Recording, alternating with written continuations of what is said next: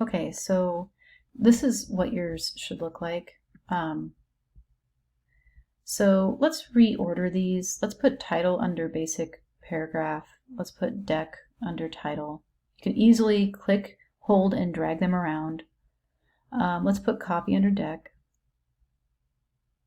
Let's put pull quote under copy and folio page number on top of folio section. So 1, 2, 3, 4, 5, 6, 7 different paragraph styles with all these different names. Try to get your names the same as mine, otherwise it's just going to get confusing later on.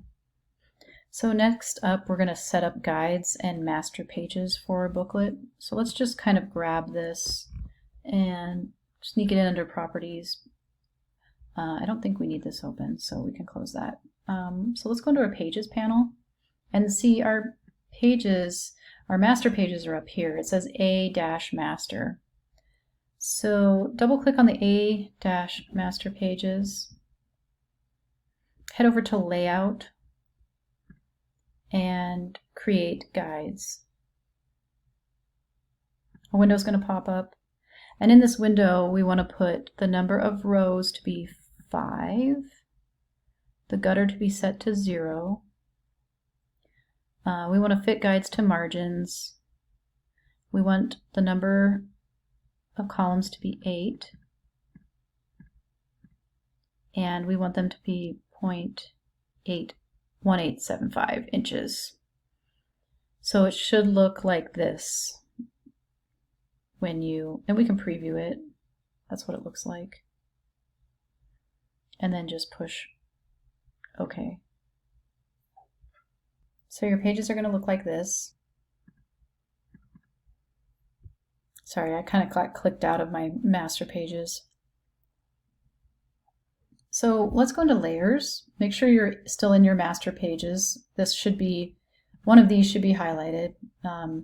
So go into layers and go to, make sure you're on copy front.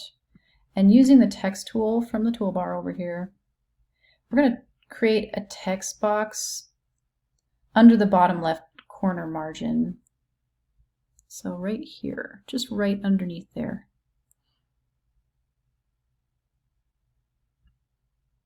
And then we're going to right click or control click and do an insert special character and markers and current page number. A letter A will represent the page number. And on the second line, you can add the title of your booklet. So just do a return to get on the second line and put the history of coffee.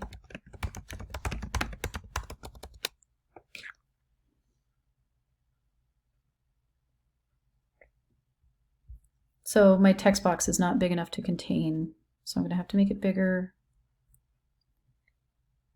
And we'll just highlight this text, and we're going to open up our paragraph styles over here. And folio page number style is what we're going to select. So now we can see that it's become, a fairly dark brown color in Montserrat. So that kind of takes care of the page number on all of the left side pages of our spread, but we need to do it on the right side now. So we can make sure you're on your arrow tool, copy this, Command C, Command V. We'll create a new text box, but we just need to insert it at the same exact spot where we had this one, lining up with this margin here. And then we're just going to select everything, or Command A, whatever you want to do there. And then right align it up here. Make sure it's still on folio page number. Oops, I'm going to right align it though. And so this should be automatically put page numbers on each of our pages and the title of our publication as well, the history of coffee. So if we want to check this out, we're still in the master pages area here. These are kind of like the area where we put page numbers and different things that we want to be on every page. So if we look at page 1, you can see page 1, the history of coffee, and this is the right side, so it has the same styles as this applied to it. go to page 2, page 2, page 3 is here. So it is working. It did insert all of the page numbers that we wanted, plus the title of our publication. So let's go back into master pages. We're going to actually add a couple more things in here. Go into your layers panel, and after you get back into your master page, go into layers and go to the background layer. So make sure you have that highlighted. And let's use the rectangle tool, which is over here, and create a small rectangle. So I think let's just create it real quick. So here we go. Let's take the stroke off, the outline. And then let's just make the width of it 0.7. So this is the width of our, make sure it's selected when you're changing the width. So 0.7, push return to make that stick.